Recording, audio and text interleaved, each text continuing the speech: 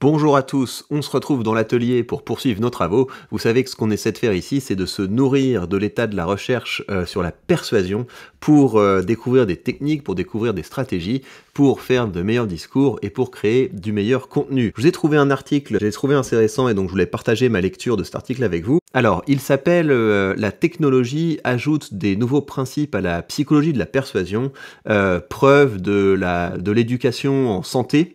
Donc pourquoi éducation à la santé? C'est l'expérience qu'ils ont menée. L'objectif, c'était de pousser des étudiants à arrêter de fumer. Et qu'est-ce qu'ils veulent dire par la technologie ajoute de nouveaux principes à la psychologie de la persuasion? Eh bien, ils veulent dire tout simplement qu'avec un ordinateur, on peut générer de multiples versions d'un même texte et ça ouvre pas mal de perspectives pour pouvoir notamment personnaliser les discours. Et c'est surtout là-dessus qu'ils se sont intéressés. C'est à quel point le fait de personnaliser un discours, ça permet de renforcer son effet persuasif. Il y a des choses auxquelles on pourrait s'attendre, mais il y a des choses qui sont aussi un peu plus contre-intuitives et donc intéressantes. On va se plonger là-dedans. Avant cela, je vous rappelle que si vous voulez passer un cap en rhétorique, vous pouvez commencer à recevoir mes leçons de rhétorique mensuelles gratuitement. Il suffit de vous inscrire avec le lien qui est sous cette vidéo. J'ai de très bons retours de la part de ceux qui suivent ces leçons de rhétorique. Vous êtes plus de 10 000 et donc ce que j'envoie, ce sont des articles où je me focalise sur un point précis, par exemple comment susciter la confiance, enfin ce genre de choses.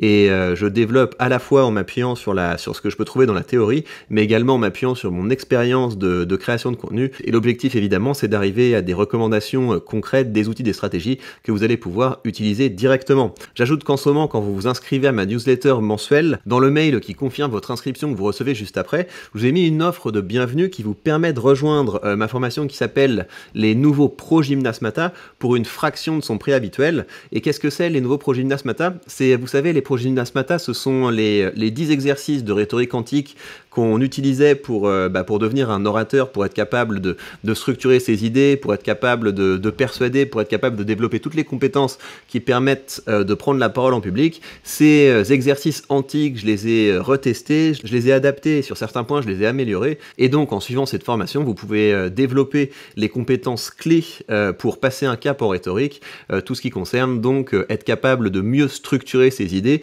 être capable de les formuler de sorte qu'elles soient remarquables, être capable de créer du meilleur contenu et être capable de créer des argumentaires qui fonctionnent. Pour moi, cette formation est essentielle si on prend la rhétorique au sérieux et c'est pour ça que je l'ai mise à un prix qui permet à tout le monde d'y accéder. Ceci étant posé, plongeons-nous dans la lecture de cet article scientifique. Bien, c'était un article comme je les aime, c'était clair, c'était précis. On sait ce qu'il cherche à faire. Alors, c'était une étude avec un pré-test et un post-test. Le pré-test, ça consistait donc ils ont fait passer le test à peu près 200 étudiants, et donc le pré-test, ça consistait pour eux à remplir des informations sur le nombre de cigarettes qu'ils fument, sur depuis combien de temps ils fument, est-ce qu'ils ont déjà essayé d'arrêter de fumer, ce genre de choses, est-ce qu'ils ont envie d'arrêter de fumer. Ensuite, les étudiants lisaient 4 textes, un texte sur les conséquences négatives pour la santé à long terme du fait de fumer, un texte sur les conséquences négatives physiques à court terme, un texte sur les conséquences sociales. Donc j'imagine c'est des choses du type, voilà, les gens vous identifient comme un fumeur, ça veut dire que vous avez du mal à vous amuser sans fumer, ça veut dire que vous sentez la clope et c'est pas agréable quand vous arrivez, quand vous entrez quelque part, quand vous rentrez en réunion, quand vous vous asseyez à côté de quelqu'un, ou j'en sais rien. Et également, il y avait un texte sur les conséquences négatives pour la manière dont on se perçoit. Donc j'imagine le fait qu'on se considère comme quelqu'un de dépendant, comme quelqu'un de faible, ce genre de choses. Donc c'est mauvais pour l'image. Et ça, si vous voulez, c'est pas mal du tout comme structure pour un argumentaire. Ça vaut vraiment la peine. Quand vous essayez de défendre une idée, une solution, ou alors que quand vous êtes un peu plus dans le domaine, voilà, vous avez envie de défendre une réforme, de vous opposer à une réforme, si vous aimez bien discuter politique, c'est pas mal en fait de raisonner en termes de ça va être quoi les conséquences à long terme, ça va être quoi les conséquences à court terme, ça va être quoi les conséquences sociales. Donc ça, c'est vraiment les choses du type comment les gens vont vous regarder, comment les gens vont vous considérer si vous faites ci ou ça, et les conséquences négatives pour vous. Voilà, comment est-ce que les choses vont changer pour vous, quel impact ça va avoir sur votre bien-être, l'estime de vous-même, etc. Donc c'est une assez bonne manière, hein. Donc conséquences long terme, conséquences performance court terme, regard des autres et regard qu'on a sur soi, c'est un très bon argumentaire notamment quand on cherche à vendre un produit ou un service, mais ça peut s'adapter à beaucoup de choses. Donc, nous avons ces étudiants qui remplissent un questionnaire sur leur habitude de fumeur. Ensuite, ils lisent ces différents textes. Et donc, ce qui est intéressant, et c'est là que la technologie entre en jeu, c'est que en fonction des informations que les élèves avaient rentrées dans le pré-test, les textes ont été adaptés. Et donc, si vous voulez, quand on regarde ça, il faut réfléchir un petit peu aussi au contexte qui est le nôtre, celle des publicités ciblées. Vous voyez, là, en fait, ce qu'ils ont testé, c'est quelque chose qui est en cours continuellement. C'est que dès que vous allez sur un site internet, dès que vous choisissez de regarder quelque chose, de pas regarder quelque chose, etc., il y a tout un tas de données qui sont collectées, à la fois des données démographiques, donc ça c'est quand vous vous inscrivez quelque part que vous devez dire quand est-ce que vous êtes né, est-ce que vous êtes un homme, une femme, etc., mais également des données sur votre comportement, c'est quoi les choses que vous vérifiez, etc. Et bien toutes ces données qui sont récoltées, ça permet de vous proposer des publicités qui sont ciblées. Et donc c'est à ça qu'ils se sont intéressés. C'est une fois qu'ils ont collecté les données des élèves, eh bien ils ont adapté les textes que les étudiants ont lus d'une certaine manière pour voir si ça avait un impact sur leur volonté d'arrêter de fumer. Alors, je vous le dis tout de suite, hein, dans cette étude, comme dans la plupart des études, il y a une limite. Cette limite, c'est que la manière dont ils ont testé si les élèves avaient effectivement arrêté de fumer, c'était ils leur ont juste posé la question 4 mois après. Ils leur ont reposé la question, ils leur ont posé plusieurs questions, quoi. Est-ce que vous avez fait des efforts pour arrêter de fumer? Est-ce que vous avez fumé au cours des dernières semaines? Enfin, ils leur ont posé pas mal de questions mais en fait, là, ils se basent exclusivement sur ce que les gens leur disent. Si on voulait vraiment faire un test fiable, il aurait fallu faire une analyse biochimique. J'imagine que c'est possible de tester la nicotine dans le sang ou ce genre de truc. La manière dont ils se justifient de ne pas avoir fait ça, c'est que donc d'une part, il y aurait eu moins de monde qui aurait accepté de se soumettre à un protocole lourd, et d'autre part, le fait de savoir qu'ils allaient être testés, c'est peut-être ça qu'aurait été la variable décisive. Vous voyez, si on vous dit on va vous tester pour voir si vous dites la vérité, vous allez vous forcer en fait de dire la vérité, et donc peut-être que vous allez juste vous forcer pour le test et puis après bye bye, qu'un test biochimique, ça aurait été vraiment la variable qui aurait persuadé les gens, alors que eux ils veulent voir la force de leurs différents textes pour pouvoir persuader les gens. Alors ces textes, justement, en quoi ils consistent?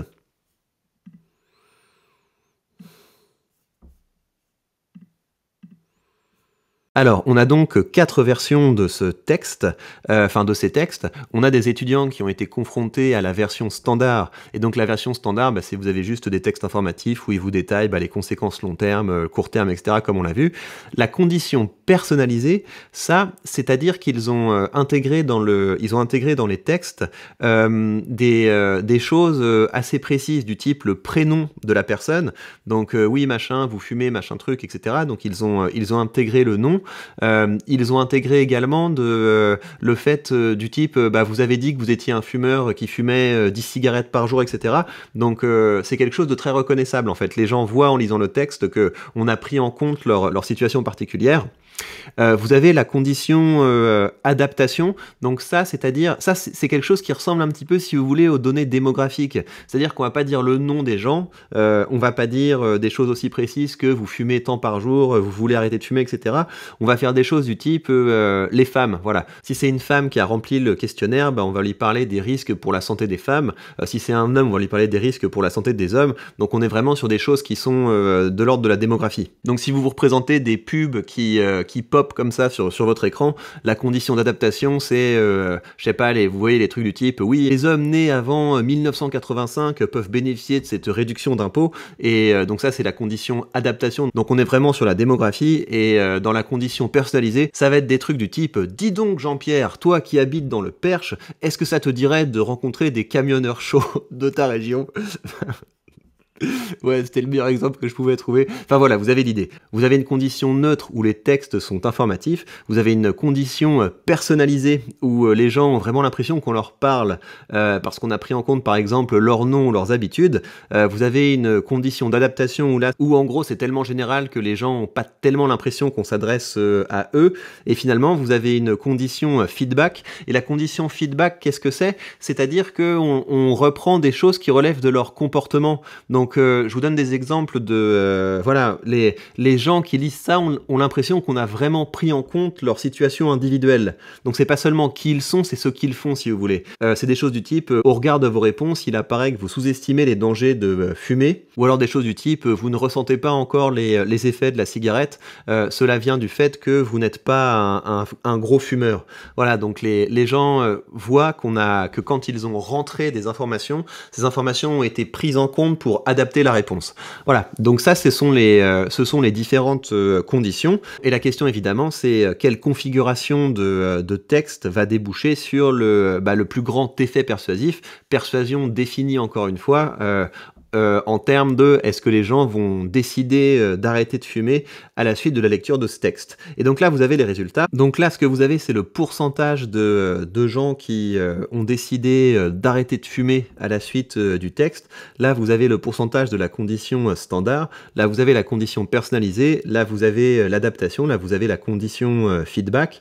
Donc le plus gros effet, c'est la condition feedback. Donc ça, en termes de stratégie, ça veut dire que ça vaut la peine d'être toujours au contact de votre audience, leur poser régulièrement des questions du type quelles difficultés vous rencontrez, et que les gens voient que dans les contenus que vous produisez, vous avez pris compte de ça. Si vous proposez un service, si vous proposez une solution et que vous dites des choses du type oui, vous m'avez fait remonter que, et bien justement cette solution permet de, etc. Ça augmente la force persuasive parce que les gens ont l'impression d'avoir été adressés dans leurs conditions particulières, voilà, qu'on a pris en compte leur situation. Ce qui est assez intéressant aussi, mais l'effet est pas significatif de différence entre la personnalisation ou le feedback. Donc ça veut dire que le côté appeler les gens par leur nom ou avoir pris en compte des choses assez précises sur qui ils sont, ça fonctionne. Et ce qui est aussi intéressant, c'est qu'il n'y a pas une grosse différence entre la condition de base et l'adaptation démographique. Et donc ça veut dire que des catégories qui sont trop larges,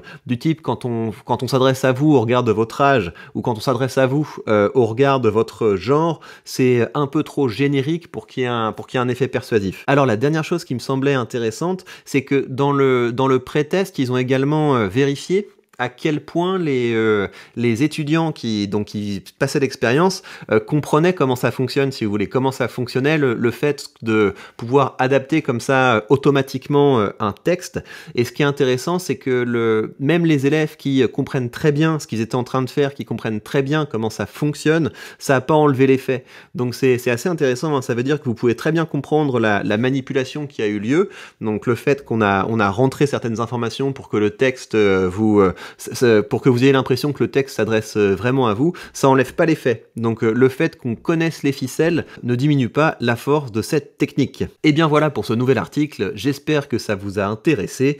Si c'est le cas, vous pouvez me soutenir, vous pouvez m'aider à continuer ce format. Pour ça, c'est très simple, vous aimez, vous commentez, vous partagez. Et encore une fois, si vous voulez passer un cap en rhétorique, vous pouvez recevoir mes leçons mensuelles. Ce sera du temps bien investi. Prenez soin de vous et on se retrouve très vite pour de prochains contenus.